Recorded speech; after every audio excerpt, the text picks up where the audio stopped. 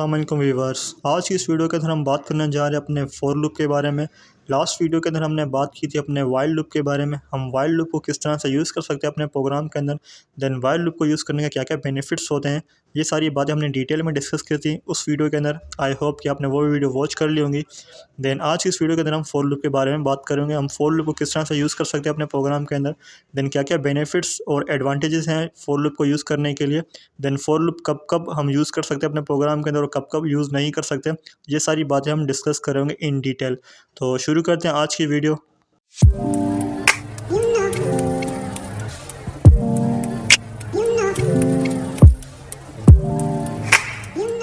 तो for loop की definition, for loop is used for iterating over a sequence like list, tuple, dictionary, set or string. With the help of for loop, we can execute a set of statements once for each item in a list, tuple, set and dictionary. तो for loop जब हम अपने programme में use कर रहे होते हैं तो हमारे प्रोग्राम के अंदर कोई भी इस तरह का सीक्वेंस होना चाहिए, मींस के कोई टपल, सेट, डिक्शनरी या सेट हमारे पास मौजूद होना चाहिए।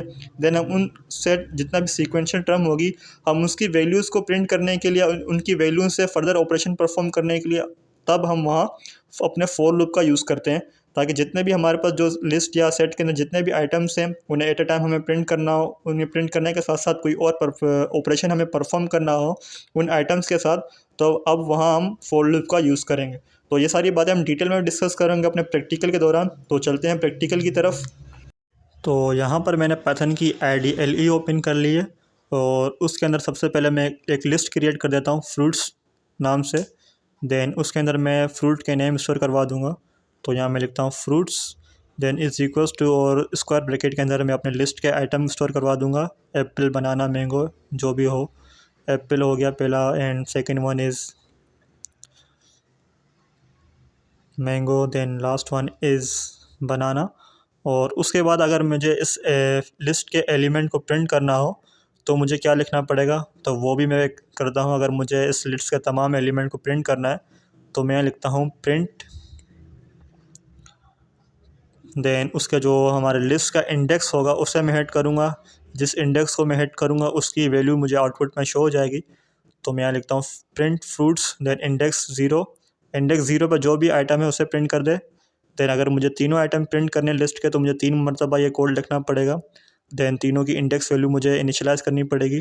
तो यहाँ मैं लिखता हूँ प्रिंट फ्रूट्स, ज़ीरो से जगह 1 हो जाएगा और यहाँ ज़ीरो की जगह 2 हो जाएगा। देन इस प्रोग्राम को मैं रन करता हूँ तो हमारे पास जितने भी हमारे लिस्ट के आइटम थे, 3 एप्पल, बनाना, मैंगो, ये हमारे पास आउटपुट शो हो गया इसका। तो सपोज़ अगर हमारे लिस्ट के अंदर थाउजेंड्स ऑफ एलिमेंट्स होते हैं या थाउजेंड्स ऑफ और न्यूमेरिक नंबर कह सकते हैं या थाउजेंड्स ऑफ एलिमेंट्स होते हैं, देन हमें उसे प्रिंट करना, तो उसके लिए हम क्या करते हैं, क्या हम इसी तरह थाउजेंड्स टाइम्स ये प्रिंट आउटपुट स्टेटमेंट शो करते हैं, प्रिंट फ्रूट्स 0 से लेकर 100 तक जितने भी हमारे पास एलिमेंट होते थे, क्या हम उस तरह करते हैं? तो इन चीज़ों से बचने के लिए हमारे पास फॉर लूप आया। देन अब ये जो सेम टास्क मैं फॉर लूप की मदद से करता हूँ। तो यहाँ मैं लिखता हूँ for I in fruits, then मैं करता हूँ प्रिंट आई, और अब की बार आउटपुट चेक करते हैं क्या आएगा हमारे पास। तो यहाँ मैंने लिख लिया प्रिंट आई और उस फाइल को मैं किया रन और सेम आउटपुट हमारे पास जनरेट हो गया यहाँ पे, एप्पल, बनाना एंड मैंगो। तो अब हम वर्किंग की बात कर लेते हैं कि फॉर लूप ने किस तरह वर्क किया। तो सबसे पहले मैं आपको ये क्लेरिफाई कर दूं कि जहाँ मैंने आई लिखा है for I in range, for I in fruits, तो आई की जगह आप कोई और भी वेरिएबल यूज़ कर सकते हैं, ABCDEFG, जो आपको अच्छा लगे आप यूज़ कर सकते हैं, लेकिन जो एक स्टैंडर्ड बना हुआ है उसके मुताबिक हम आई यूज़ करते हैं। देन जो आई का काम होता है वो इंडेक्स को रिप्रेजेंट कर रहा होता है, जो भी सीक्वेंस हमने ऊपर यूज़ किया हुआ है, लिस्ट है या कोई एरे है या कोई सेट है, तो उसका जितना भी इंडेक्स होगा वो आई रिप्रेजेंट करा होगा। देन आई की जो वैल्यू होती है वो फर्स्ट टाइम जो लिस्ट का या जो भी सीक्वेंस है उसका फर्स्ट एलिमेंट होता है। देन एक मतलब जब फॉर लूप चलता है तो वो उसके फर्स्ट एलिमेंट को प्रिंट करता है। देन सेकंड टाइम जब लूप चलता है तो उसके इंडेक्स के ऊपर जो सेकंड टर्म होती है सीक्वेंस की वो आ जाती है, देन लूप उसे प्रिंट कर देता है। और इसी तरह लूप चलता रहता है और उसका इंडेक्स जो होता है वो हिट होता रहता है आई की मदद से। देन हम उसी आई को प्रिंट करते रहते हैं। तो सारा का सारा ये हमारे इस इंडेक्स के ऊपर काम कर रहा होता है। तो उसके बाद हम बात करते हैं कि हम अपने अगर फॉर लूप के अंदर इफ़ और एल्स को यूज़ करना चाहें तो हम किस तरह से यूज़ कर सकते हैं।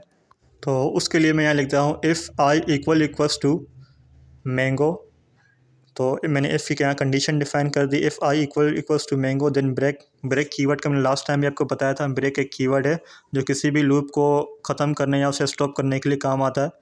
तो मैं यहाँ लिखता हूँ if I equals to mango, अगर आई इक्वल्स टू मैंगो है तो हमारा लूप ब्रेक हो जाए।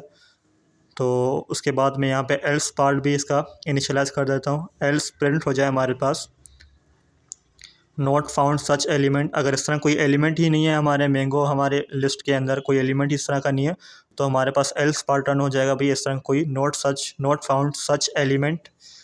तो इस प्रोग्राम को मैं रन करता हूँ तो देखते हैं हमारे पास क्या आउटपुट आता है। तो यहाँ मैं लिख दिया not found such elements, then मैंने रन फाइल किया इसे और उसके बाद हमारे पास यहाँ आउटपुट आ गया एप्पल एंड मैंगो। क्योंकि मैंगो के बाद मैंने ब्रेक स्टेटमेंट यूज़ की तो इफ़ की कंडीशन ट्रू हो गई। इफ़ की कंडीशन ट्रू जब हुई तो उसने आगे फर्दर जो हमारा लूप था उसने काम ही नहीं किया और इसी वजह से हमारा एल्स पार्ट भी रन नहीं हुआ। तो अगर मैं एल्स पार्ट को रन करना चाहता हूँ तो मैं यहाँ पे इफ़ की कंडीशन को फॉल्स कर दूँगा। तो मैं यहाँ लिखता हूँ इफ़ के अंदर orange, if I equals to orange हो तो ब्रेक हो जाए हमारा लूप, अदरवाइज़ हमारा लूप चलता रहे। तो यहाँ पर मैं अभी ये हमारी एल्स स्टेटमेंट जनरेट होगी आउटपुट में, तो मैं रन फाइल करता हूँ। तो हमारे पास जो हमारा लिस्ट थी एप्पल बनाना मैंगो वो प्रिंट हो गई। देन उसके बाद हमारा एल्स पार्ट भी रन हो गया नॉट फाउंड सच एलिमेंट। तो इस तरह हम अपने फोर लूप के अंदर इफ़ और एल्स को यूज़ कर सकते हैं एज़ पर रिक्वायरमेंट। जो हमें रिक्वायरमेंट्स है, जो भी हम कोड यूज़ करना चाह रहे हैं उस हिसाब से हम अपनी कंडीशंस को चेंज कर सकते हैं। देन उसके बाद हम बात करते हैं कि अगर हमारे पास कोई एक स्ट्रिंग है, फॉर एग्जांपल हमारे पास है यहाँ पर फ्यूचर कोडिंग हमारा एक स्ट्रिंग है, तो देन हम उसे फॉर लूप की मदद से किस तरह प्रिंट कर सकते हैं।